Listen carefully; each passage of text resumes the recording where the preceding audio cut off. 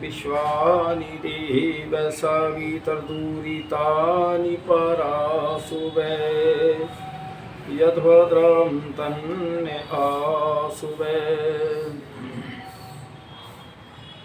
आज मैं आर्यवेद दर्शन पर चर्चा रखूँगा। श्री कृष्ण जी और राधा मंडली।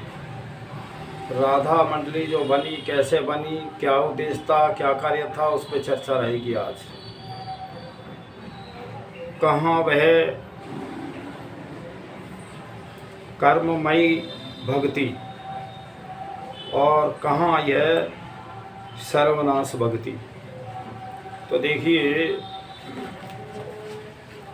श्री कृष्ण जी तो एक कर्म योगी थे और उस कर्म योगी का इतिहास कितना कितना उस योगी को बदनाम करके और कहाँ पहुँचा दिया।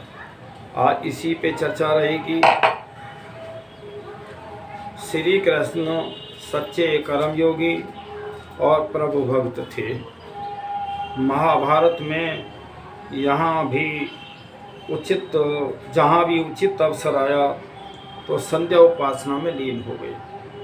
तो कहीं नहीं चूके, एक दृष्टांत पर्याप्त होगा। श्री कृष्ण शांति दूत बनकर दुर्योधन के पास पहुँचे और देखिए, ये महाभारत काल का युद्ध ना हो तो हस्तिनापुर में मीटिंग रखी गई। तो वहाँ से जब द्वारिका से श्री कृष्ण जी चल कर के आते हैं तो कई बार तो यह है कि बीच में सूर्यास्त हो गया तो सारथी को कहते हैं, ये सारथी तो रथ यहीं रोक दे, संध्या करके चलेंगे। लेकिन जैसे ही हस्तिनापुर में पहुँचे तब भी वो नहा धो करके पहले संध्या उपासना में बैठे। इतने श्री कृष्ण जी परमात्मा की भक्ति में लीन होते थे। तो रथ से उतरकर स्नान आदि से शुद्ध होकर घोड़े खोलने का आदेश देकर कृष्ण संध्या में बैठ गए। उन्हें किसी फल में आसक्ति नहीं थी और क्षत्रियोचित कार्य का चुनाव उन्होंने स्वयं किया। मिथ्या अभिमानी उन्हें ग्वाला कहकर घृणा करते थे कि ये तो ग्वालियाँ हैं। आज भी हम जितने उसमें गाने और रस इत्यादि में कहीं ग्वाला, कहीं माखन चौर, इस तरह का तो वो करते हैं हम नाटकबाजी। लेकिन जो असली चरित्र श्री कृष्ण जी का वो कोई नहीं बताता, केवल आर्य ही जानते हैं। तो देखिए, मिथ्याभिमानी उन्हें ग्वाला कहकर घृणा करते रहे, परंतु भीष्म सरी के विद्वान ने राजसूय यज्ञ और अर्धदान का अधिकारी समझा। तो शिशुपाल मिथ्या कुल अभिमान में गालियाँ ही देता रहा। देखिए, जिस समय राजसूय यज्ञ हुआ, पांडवों ने जो दिल्ली में और अपना जो भवन बनवाया था, उसका जो एक तरह मुहूर्त था और यज्ञ आदि हो रहा था, उसमें एक ऊर्ध्वता ऊंचा स्थान होता है यज्ञ का। और तो उसमें उस समय भीष्म जी ने श्री कृष्ण जी को चुना। तो यहाँ इस पे शिशुपाल ये चिढ़ गया कि भाई उम्र में तो आप बड़े थे और आप होते तो अच्छा था, और भी कई उन लोग थे। तो खैर वो इतिहास दूसरी तरफ है कि बहुत गालियाँ देता रहा। तो देखिए, यहाँ श्री कृष्ण जी उस समय विश्व में और एक तरह बहुत योगी, तपस्वी, विद्वान, क्षत्रिय, साहसी ऐसे श्री कृष्ण जी थे। आज इन राधा मंडली ने, नाच गाने वालों ने श्री कृष्ण जी की चरित्र पे धब्बे तो बहुत लगाए हैं, चरित्र को बदनाम तो किया है, लेकिन जो असली इतिहास था उसको कोई जानता है, केवल आर्य लोग ही समझते हैं। तो मैं आज उसी की ये मेरी चर्चा रहेगी। तो देखिए, परंतु मनुष्य को अभिमान करना तो आना चाहिए, लेकिन अभिमान क्या है, भूतकाल का रूप धारण करता है तो सर्वनाश का कारण भी होता है। तो जब है भविष्य काल का अथवा लक्ष्य प्राप्ति का रूप धारण करता है तो वह परम हितकारी होता है। तो देखिए, स्वाभिमान तो अपने कर्तव्य का होना चाहिए, और वह भी कर्तव्य भी क्या, कहीं मैं अपने लिए कमाता खाता हूँ तो वो क्या स्वाभिमान हुआ। मैं राष्ट्र की रक्षा के लिए, धर्म कार्य के लिए करूँ तो कुछ थोड़ा बहुत स्वाभिमानता है। तो ये फिर कहा, मैं ब्राह्मणों के कुल में जन्मा हूँ, इसीलिए ब्राह्मण बनूंगा। मुझे तप से, ब्रह्मचर्य से, स्वाध्याय से और त्याग के बल से ब्राह्मणत्व उपार्जन करना है। यह अभिमान कल्याणकारक है। एक तो ये हो गया कि मैं ब्राह्मण के घर में जन्मा हूँ और मैं जन्मजात से ब्राह्मण हूँ, ये तो मिथ्याभिमान है। एक ये है कि चारों वेदों का पढ़ के या जवन आदि करके, अब क्रिया को करके करा में तो कुछ आदमी ये कह सकता है कि हाँ मैं ब्राह्मण, लेकिन ब्राह्मण जन्म घर में लेकर के और कार्य हों विपरीत में, तो कहाँ ब्राह्मण हुआ। तो इसको कहते हैं, मैं ब्राह्मण के कुल में जन्मा हूँ, इसीलिए जन्मजात के कारण ही ब्राह्मण हो गया। यह मिथ्याभिमान है। कृष्ण क्षत्रिय कुल में जन्मे थे, परंतु उन्होंने राज अधिराज और दुर्योधन का अन्न भी स्वीकार नहीं किया। देखिए, जिस समय उस समय युद्ध ना हो उसके लिए बहुत प्रयास किए गए। राजदूत बन के श्री कृष्ण जी उसमें हस्तिनापुर में बहुत समय तक वो मीटिंग चली। जब दुर्योधन नहीं समझा, नहीं माना, श्री कृष्ण जी चल दिए, तो दुर्योधन कहता रह गया, जी मैंने तो आपके लिए 36 प्रकार के भोजन बनवाए हैं। तो वहाँ बहुत अच्छे, हमारे विद्वानों में, हमारे शास्त्रों में बहुत बढ़िया नीति हैं। तो वो कहते हैं कि भाई दुर्योधन, प्रेम तो तेरे पास नहीं है, और इतना भूखा मैं नहीं मर रहा जो मेरे प्राण निकल जाए। भाई जब तेरे में प्रेम नहीं है, सम्मान नहीं है, तो तेरे यहाँ का भोजन मैं नहीं करूँगा। और तो देखिए, वहाँ से जाकर के और विदुर जी के यहाँ वो भोजन करते हैं। फिर कहते हैं कि भोजन 2 स्थिति में किया जाता है। एक तो भोजन जो करारा है उसकी श्रद्धा होना चाहिए और वो प्रेम होना चाहिए। दूसरे ये है कि जब कहीं प्राण निकल ही रहे हों, फिर जैसा मिल जाए वैसा खाना चाहिए। आज जो है ये दूषित भोजन के कारण जहाँ पाप का है, हत्याओं का है, अंडे मांस का है, तब बुद्धि तब विपरीत होएगी। तो इसलिए ये कष्ट कलेश तो आएंगे। तो देखिए, फिर उन्होंने विदुर के घर का अन्न ग्रहण किया। उन्होंने स्वभाव अनुसार क्षत्रिय का मार्ग चुना और वर्ण चुना। इस के बल पर वह सच्चे भक्त थे। श्री कृष्ण जी का जन्म जेल खाने में हुआ, वो तो बहुत लोगों को इतिहास का भी पता है, लेकिन कभी भी श्री कृष्ण जी ये नहीं रोए, कभी ये पश्चाताप ना किया कि मेरा जन्म जेल खाने में हुआ।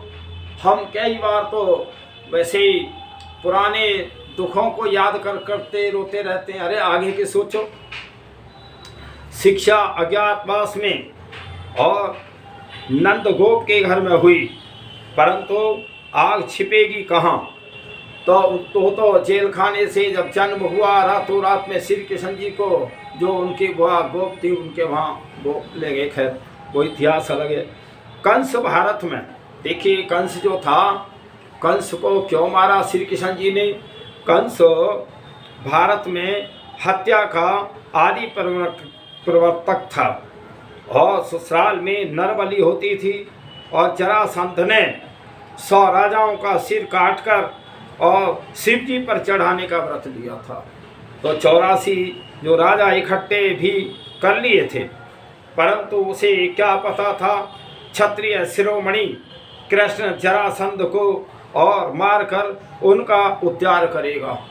तो देखिए, ये अब मैं तुम्हें उस चर्चा में लेके चलता हूँ कि ये जो राधा मंडली है, ये राधा मंडली है क्या यही मंडली है जो ताली पटकाते रहते हैं, नाच गाना करते रहे, हंसते रहते हैं, महिलाओं का सत्संग होता है, क्या यही राधा मंडली है? इस पे चर्चा होगी। कंस के मंत्री कहते हैं कि हे राजन, देव यज्ञों के सहारे जीते हैं और यज्ञ गाय और ब्राह्मण के सहारे। भाई गाय ना होगी तो घी कहाँ से आएगा, और ब्राह्मण यज्ञ ना करेगा तो करेगा कौन। तो इसलिए फिर कहा, इसीलिए सब उपायों से सत्यवादी ब्राह्मण और गाय इन दोनों को मारे। तो कंस जो था इन दोनों का हत्यारा था, ब्राह्मणों का भी। अभी जैसे भाई बहुत जगह जो ब्राह्मणों को जो है खत्म कर दिया। हर एक बात सुनो, चारों वर्णों में सबसे श्रेष्ठ ब्राह्मण है जो वेद का ज्ञान देता है, और उसी को तुम नष्ट कर दोगे तो तभी तो ये महाभारत काल के बाद से ये आज हमें इतिहास देखने को मिल रहे हैं। आज त्राही हो रही है, कहीं सुख शांति नहीं है, किसी राज्य में सुख शांति नहीं है। तो इसलिए ब्राह्मण वर्ण तो सबसे श्रेष्ठ है। लेकिन मैं एक बात कहूँ, ब्राह्मण वो ही ब्राह्मण है। ब्राह्मण के 6 कर्म हैं, यज्ञ करना और कराना, वेद पढ़ना और पढ़ाना, दान देना और लेना। जो वेदों को पढ़ता हो, वेदों का विद्वान हो, वही ब्राह्मण है। तो इसलिए इस गौ हत्या का सबसे अधिक प्रभाव निश्चित रूप से गौपालों पर पड़ा। जो गाय के रक्षक होते थे, ग्वालिया होते थे, उन पर प्रभाव ज़्यादा था कि ये तो गाय को छोड़ेगा ही नहीं। और आज भी भाई कंस के जो वंशज बहुत सारे हैं जो गाय ने मार रहे हैं, मांस खा रहे हैं, ये कंस के ही वंशज तो हैं। तो नहीं तो गाय मारने की चीज़ है जो इतनी पवित्र, हमरा दूध देती है, घी देती है, सब कुछ बनता है। तो फिर इनमें एक गोपाल राणा नाम का बड़ा बुद्धिमान था और उसने विद्रोह का बीज बोया। तो देखिए राधा मंडली कहाँ से बनी। एक गोपाल नाम का जो गौपालक रायणा था, और रायणा जो था वो भाई श्री कृष्ण जी का मामा लगता था और यशोदा का वो भाई था।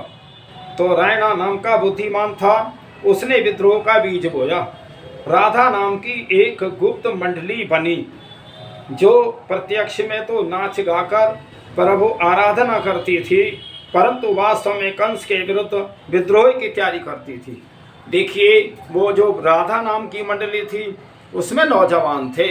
तो पहले जैसे भी कोई कार्यक्रम होता है, भाई हम आर्य समाज के कार्यक्रम कराते हैं तो वेदों के विद्वान अपना भजन गाते हैं, लोग इकट्ठे होते हैं, कुछ विद्वान होते हैं, कुछ साधु सन्यासी होते हैं। इसी प्रकार उसमें वो ये कहते थे कि भाई कंस का बहुत अत्याचार है, ये गायन की हत्या कर रहा है, ब्राह्मणों की हत्या कर रहा है, और इसने 84 राजा अपने जेल खाने में डाल रखे हैं, 100 पूरे होने पे सबके सर कलम करेगा। ये योजना थी। और मैं कहता हूँ आज भी राधा मंडली बने, गुप्त मंडली थी, गुप्त विचार होता था और प्लानिंग होती थी कि हमने ये करना है। भाई आज भी मंडली बना लो, ये कोई मंडली है भाई? हाथ पटका रहे हैं, गाना बजाना कर रहे हैं, हंस रहे हैं और मजाक कर रहे हैं, सब कर रहे हैं। कहीं कहते हैं श्री कृष्ण जी की 16,000 रानियाँ थी। क्या ये मजाक नहीं है? वो तो योगीश्वर था, योगेश्वर थे श्री कृष्ण जी। और तो आज हम उनका वो अभद्र तरीके से उनके इतिहास को बिगाड़ रहे हैं। तो मैं कहूँ कि ये आज तुम्हें तभी तो, अगर इन 2 महापुरुषों की बात को मान लो और इन पे ये सारे हमारे जो वो हैं राजनीति हैं और धर्म नीति है उन पे ही छोड़ दो, राम और श्री कृष्ण पे, तो मैं कहता हूँ कि इतिहास क्या सारे विश्व में भारतीयों का ही राज होगा, आर्यों का ही राज होगा। तो गाकर जो आराधना करती थी, परंतु वास्तव में कंस के और विरुद्ध विद्रोह की तैयारी करती थी। बालक कृष्ण भी इस मंडली में आते जाते थे क्योंकि यह रायणा कृष्ण का मामा होता था और माता यशोदा का भाई था। तो उस मंडली में श्री कृष्ण जी भी जाते थे। मंडली तो रायणा ने बनाई थी, उस मंडली का नाम राधा मंडली था। राधा में नौजवान इकट्ठे होते थे, फिर वो अपना विचार रखते, भाई ये कंस तो गाय को भी समाप्त कर रहा है और राजाओं को समाप्त कर रहा है, ब्राह्मणों को समाप्त कर रहा है, तो ऐसा कोई यत्न करोगे जो इसका जो है सर्वनाश हो। तो ऐसे ही आज तो भाई कंस जैसे बहुत पैदा हो रहे हैं। ये विचार करो अच्छे लोगों का एक संगठन बने और कंस जैसी वृत्तियों को समाप्त किया जाए तो शांति विश्व में आ जाएगी। फिर कहा, यद्यपि कृष्ण को की आयु छोटी थी, वो इसमें छोटी थी, परंतु इनकी विलक्षण प्रतिभा देकर रायण मरते समय इस मंडली का नेतृत्व कृष्ण जी को सौंप गए। जब रायना मरते समय कह रहे कि ये बालक कृष्ण जो है बहुत अच्छा है, ये मंडली का अध्यक्ष रहेगा, तो फिर वो मंडली के अब अध्यक्ष काय के बने? यह गाने जाने मंडली या जो है वो जो अत्याचार के विरुद्ध जो मंडली थी नौजवानों की थी, उसके अध्यक्ष रहे। तो इस घटना की ब्रह्म वैवर्त पुराण में जो दुर्दशा की गई है उसे पढ़कर सिर लज्जा से झुक जाता है, पता नहीं लगता कहाँ मुख छिपाएं। तो बजाय हमें महापुरुषों के इतिहास को आगे बढ़ाने के उन पे लांछन लगाए। और ये जो गलतियां रही हैं भाई, ये कुछ तो जो है जो ये मूर्ख पुजारी हैं, मूर्ख ही हैं ये पुजारी जो, और ये रहे, और दूसरे में विधर्मी जिन्होंने हमारे इतिहासों को बिगाड़ा और आने वाली संस्कृति को असली इतिहास नहीं मिला और न ही शिक्षा का वो रहा। तो ये इसलिए सारा जो है ये गड़बड़ हुई है। आज हम जैसे इतिहास है वैसे ही हम इतिहासों को पढ़ें। मैं कहूँ जैसे गीता है, गीता को ही जो वो वेदों के विद्वान हैं उनका वो हो। ये जो मैं गीता की बात कह रहा हूँ, स्वामी सर्वणानंद जी सरस्वती महाराज ने और ये एक एक श्लोक का बहुत स्पष्ट किया है, उन्होंने बहुत अच्छी तरीके से समझाया है। तो इसलिए महापुरुषों के ही होने चाहिए। इस मंडली का कीर्तन सारे कंस राज में फैला।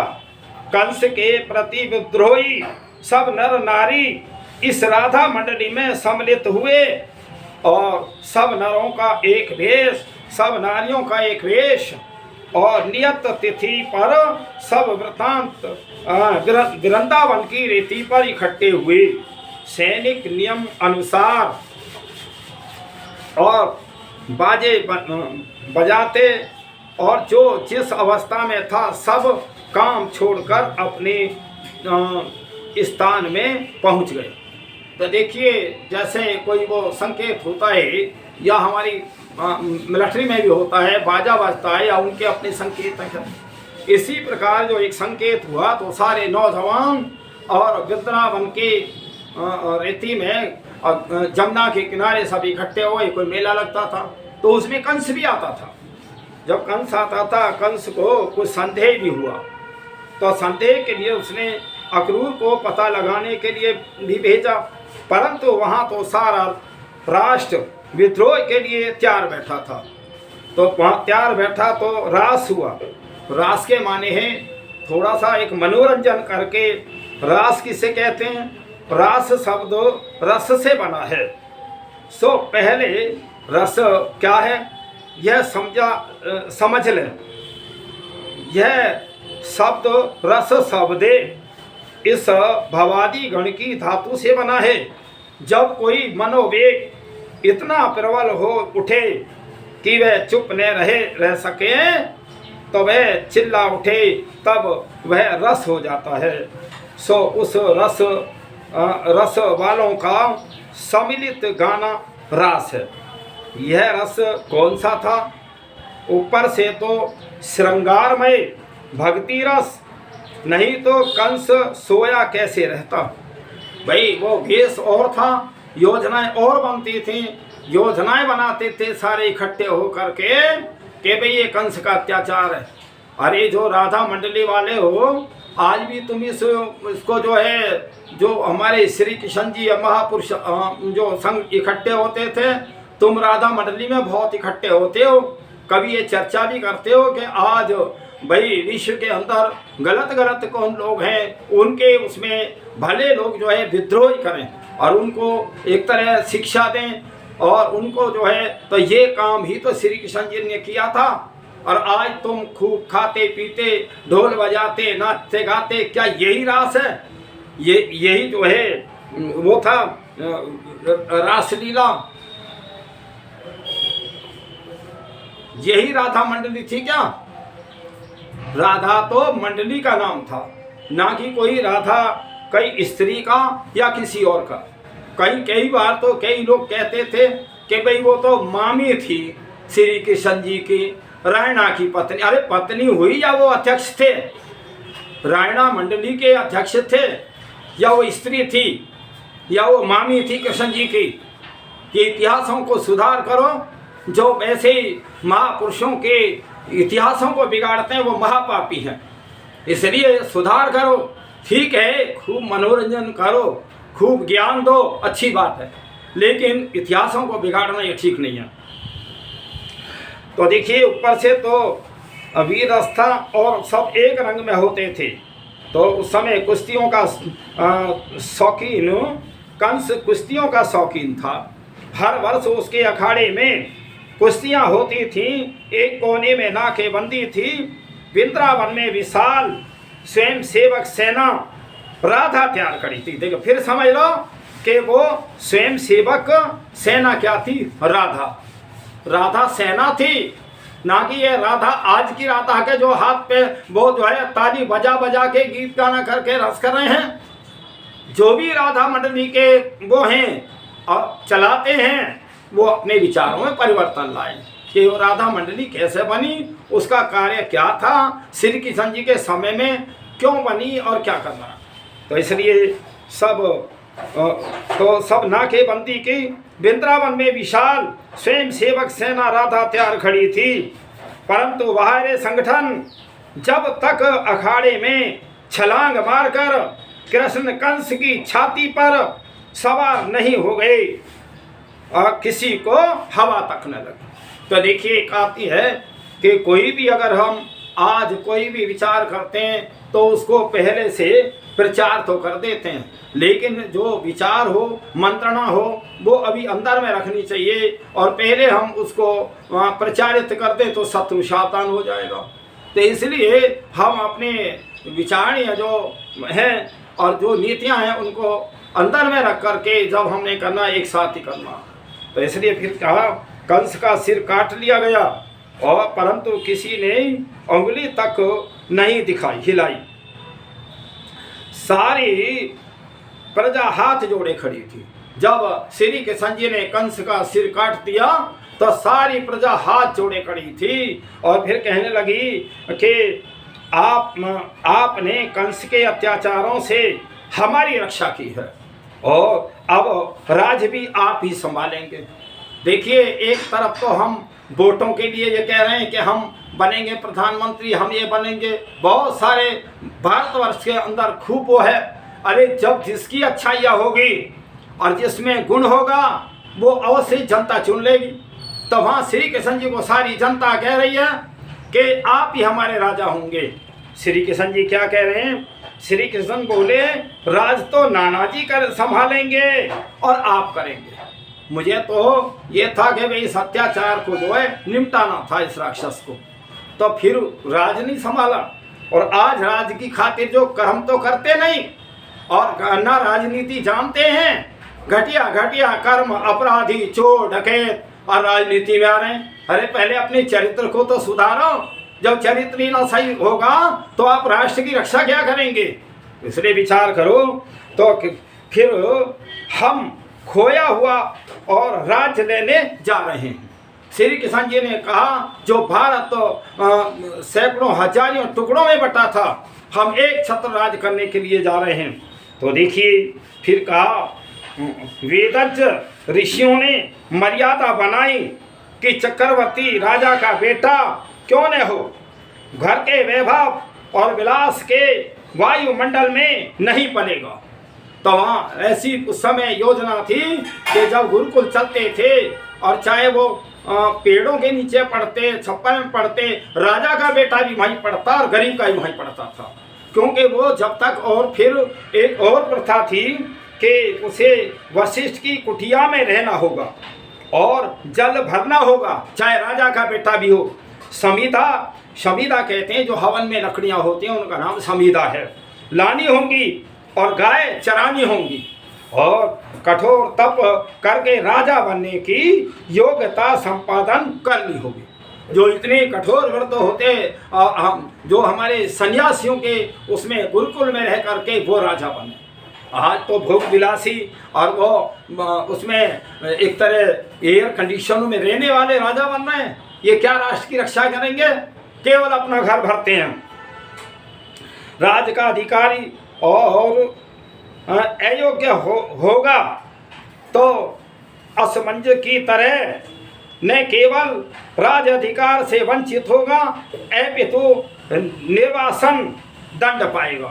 तो फिर राम और भरत इसी शिक्षा पद्धति में पले थे, तो फिर पढ़े लिखे थे, इसीलिए दोनों ने राज मुकुट को ठोकर मारी। न राम ने ग्रहण किया राज और न भरत ने किया। तो इसलिए ये थी वैदिक संस्कृति। हम आर्य लोग इसी को लाना चाहते हैं। जो ये शिक्षा है उसमें वेदों की शिक्षा आए और गुरुकुलीय शिक्षा है, वहाँ चरित्र बनता है, बढ़िया बनता है। और दुर्गुणों का जो है वहाँ तप करना पड़ता है। तप में जो कुरीतियाँ होती हैं, बुराइयाँ होती हैं, उन्हें भस्म करना होता है। तो वो देखो, जिस दिन विश्व में ऐसे राजा होंगे, वास्तव में विश्व शांति की तरफ होगा, विश्व में ताले भी नहीं लग सकते। तो फिर किस गर्व से वशिष्ठ मुनि बोले, मैंने अपने शिष्य राम का चेहरा राजगद्दी के लिए निमंत्रण मिलने पर भी देखा। तो देखिए, गुरु को भी कितनी प्रशंसा हो रही है, गुरु वशिष्ठ को राम की, कि जब राम को राज तिलक की तैयारी आई तब भी मैंने चेहरे को देखा, और जब वन को जा रहे तब भी देखा। दोनों समय में राम के चेहरे पे बिल्कुल भी कोई ना प्रसन्नता थी ना उदासी थी, क्योंकि वो जानते थे कि सारे विश्व का मैं राजा कैसे बन सकता हूँ, स्वामी तो हो ही नहीं सकता। या कोई भी दुनिया वालों कितना ही पाप कमा लो, कितना ही धन कमा लो, कितनी हत्याएं कर लो, कितने लोगों को मार लो, तुम स्वामी नहीं हो सकते, एक सुई के मालिक भी नहीं बन सकते। ये विचार करो, अच्छी अच्छी पुस्तकें पढ़ा करो, क्यों जीवन बर्बाद कर रहे हो? नहीं तो आगे नरक ही योनियां मिलेंगी, भोग योनियों में जन्म होगा बुरे कर्म करके।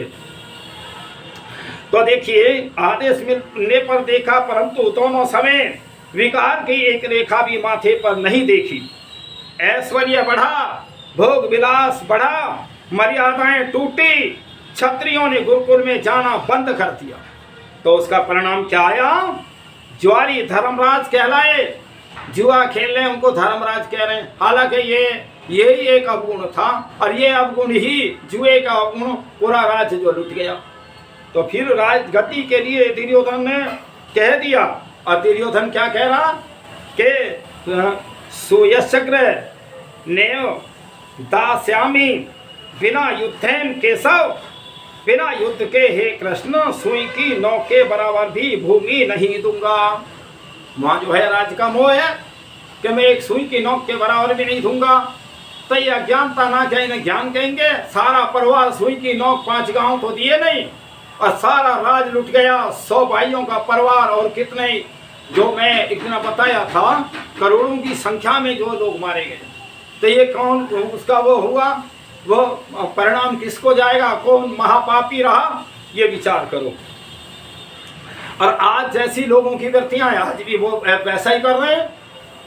फिर परंतु एक मर्यादा पुरुषोत्तम मर्यादा अटल था।